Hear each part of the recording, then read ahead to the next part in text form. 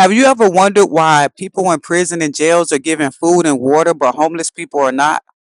Now, I'm not going to lie. When I heard a guy ask this question the other day online, the first thing I thought about was an experience I had with a homeless man about 10 years ago. I just so happened to be walking in McDonald's, and when I walked in this particular McDonald's, there was nobody in McDonald's except this one homeless guy, and he was standing at the counter.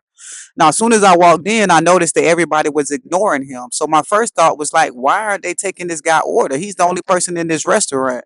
But after standing there for like 5 minutes, I quickly realized that, okay, all the employees are ignoring people at the front counter because the drive through line is wrapped around the building. So there was no customers inside this McDonald's except me and this one homeless guy.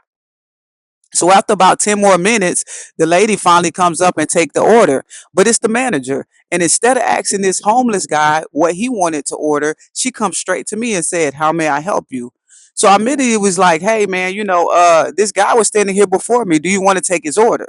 Now, as I was saying that, this homeless guy, he starts to get like really start going off the hinges with it because he's like, "Yeah, I was in here before her, him, she, whoever that is. I was in here before them. Why aren't you taking my order?" And so I'm like, "Yeah, ma'am, I'm with you because he was in here before me."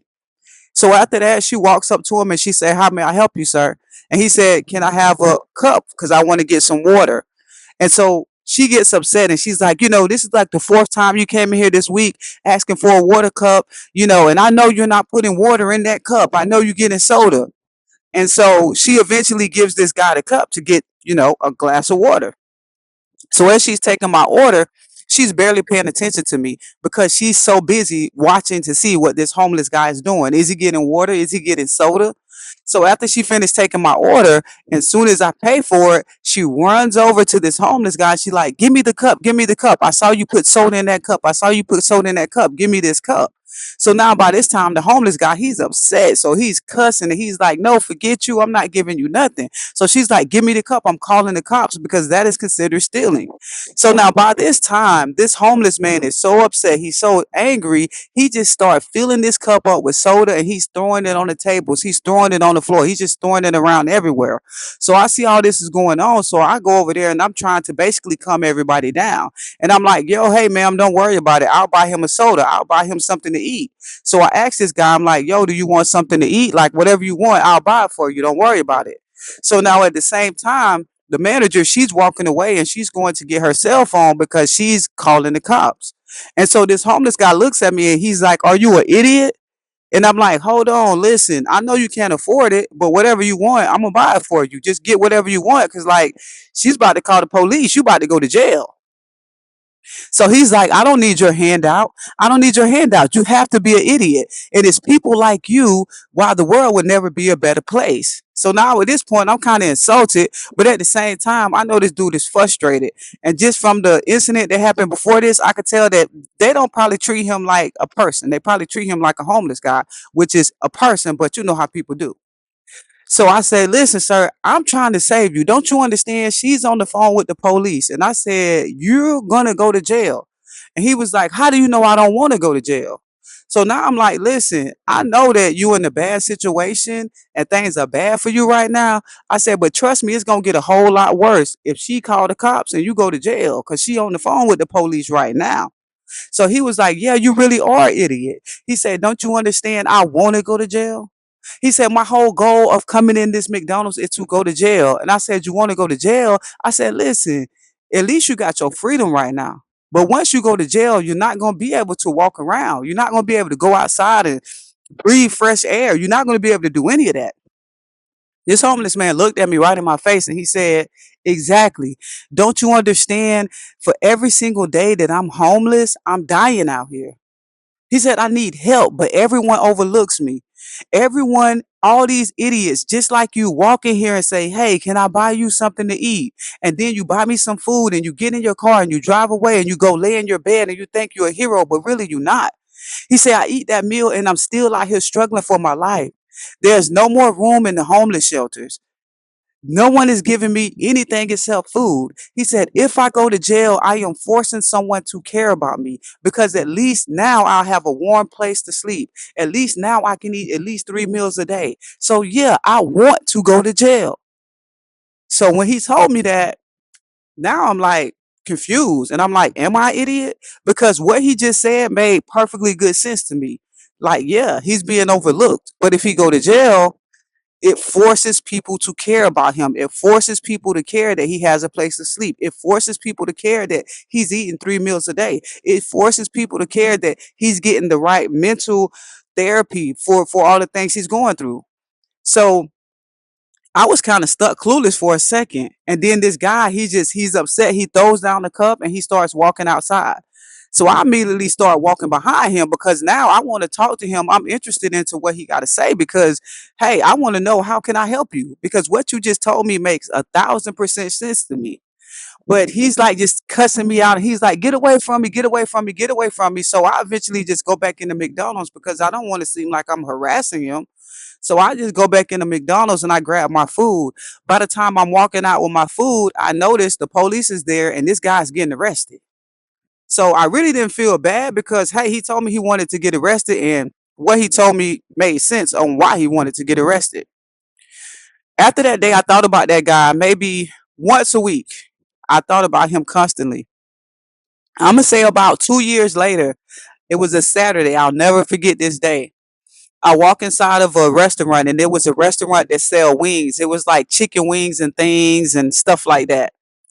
And when I walk in, I noticed that there's a guy standing in there. He's dressed, he got a suit on, looking nice, looking, he smells good, and he's ordering 300 wings. And so I just started joking with him, and I'm like, "Whoa, you got an appetite like you ordered 300 wings? Am I invited to the party? What you finna have a get together? What's going down?" And he looked at me. He was like, "Nah, I'm about to go feed the homeless."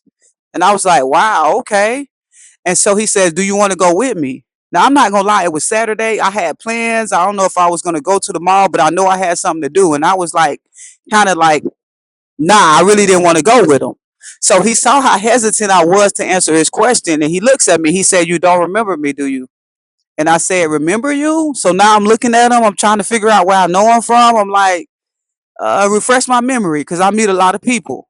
And he said, "You don't remember me, McDonald's. I was that homeless guy that was getting water that day, and I put soda in my cup." As soon as he said that, I was like, "What?" I looked at him and I'm like, "Oh, that is you. I remember you." And I'm like, "Whoa," I couldn't believe it. Totally 360, 360. So now, once he told me who he was, okay, I'm eager to help you go hand out this homeless food because I want to know what have you been doing in these past 2 years that you went from a homeless guy throwing water all over McDonald's to now you all dressed up in a suit. You got a nice shirt on. You smell good. And yeah, I'm going to go hand out this food with you. So once I decided to help Chris pass out this food downtown, we waited for the food. And once the food was ready, I locked up my car. I got in the car with Chris and then we started riding downtown. Now, as soon as we got in the car, I was dying to know. I said, "Chris, I'm dying to know what have you been doing these past 2 years? Because the last time I saw you, you was a homeless man inside of McDonald's throwing water, throwing soda everywhere. But now, 2 years later, you driving a nice car, you dress nice, and you just brought 300 wings, and we driving downtown to feed the homeless. Like, am I dreaming? Because this is like crazy to me. It's crazy. So I need to know what you've been doing, and I need to know because I need to do that times 10. Like, I need to elevate my life like you just did." And he looked at me and he said, "The only thing I did was prepare myself." And I said, "Huh?" He said, "Yeah, I prepared myself." He said, "But I prepared myself for the most important thing." And I said, "What?" He said, "I prepared for the worst because I knew it was going to get worse before it got better." And once he told me that, it made perfect sense to me. And I said, "You're right." Because when I saw you that day and you said you wanted to go to jail, I was like, "No, because you think it's bad now, it's going to get worse." And I said, just to let you know, after that day, it's been very hard for me to believe in like charity systems. Like it's been very hard for me to believe in the systems that are designed to help the misfortunate. Because here you are, you was a homeless guy and you knew you had to go to jail in order to better your life when there's so many programs that people donate to that wasn't helping you.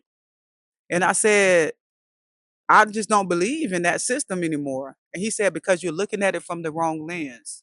He said, "Make no mistake." He said, there are a lot of programs that help the less fortunate. He said, but for as many people as they help, A lot of people go overlooked because there's just not enough funding. There's just not enough. There's not enough for everybody to be helped. So as many people as it helps, it has to turn a lot of people away. And he said, and your job is not to beat the system. Your job is to learn the system and use it in your favor. And I was like, wow, you're right. So y'all, once we get downtown, as soon as we get downtown, as soon as that car pull up in that little homeless camp, I'm talking about you have people from all over this homeless camp running up to this car. So apparently Chris does this every weekend. And people was coming up to him, hugging him, shaking his hand. And I just couldn't believe all the love that he was getting. And he inspired so many people. He inspired so many people. So many homeless people was like, Chris, I got a job. It's getting better. It's getting better. Like that really inspired me. It was like, wow. Like I've never experienced anything like it. Never experienced anything like it. And once we was done passing out the food and we was on our way back, I was like, wow, I can't believe what I just saw. And he said, like I told you, prepare yourself and prepare yourself for the worst and never lose faith in the systems that's designed to help us. Don't beat it, learn it, and use it to your favor. He said, I still donate to charities. He said, but I come here every weekend because these people are my friends. These are the people I used to live amongst. I used to live with these people. So we survive day in and day out. He said, so I come here every weekend and I check on them, but I still donate to charities. And I was like, wow.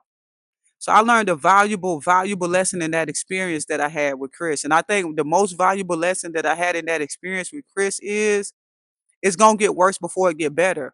And embrace it. Be ready for it. Stop hiding from it. Because see, your worst before it get better might be that job that you don't want. Your worst before it get better might be that apartment that you don't want when you really want to be in that sky rise. Your worst before it get better might be that car that's going to get you from A to B before you buy your foreign car. Embrace it getting worse before it get better and prepare yourself. Because when you prepare yourself, you can get through the worst and the better is going to be better than it was before. And it also taught me that sometimes you just got to put yourself in a position to win no matter what people say about you. Because at the end of the day, people was going to talk about Chris if he was homeless. People was going to talk about Chris if he was in jail. It doesn't matter. Put yourself in a position and let people talk about you. Let people judge you. Let people have negative things to say to you. But prepare yourself for the worst. So when it's over, you're going to be better than the better. It doesn't matter. Stay focused. It also taught me that, yeah, you shouldn't try to beat the system. Learn what you can learn. So if you've been at that job that if you've been at a job that you've been at for years and they're not promoting you, they're not giving you the due justice that you deserve, learn everything you can learn from that job and go get better. Put yourself in a position to win no matter what people think about you. Embrace the change. Embrace the get worse before it gets better. As always, y'all, it's been fun chopping it up with y'all. And if y'all like this type of video, make sure y'all like, comment, and subscribe.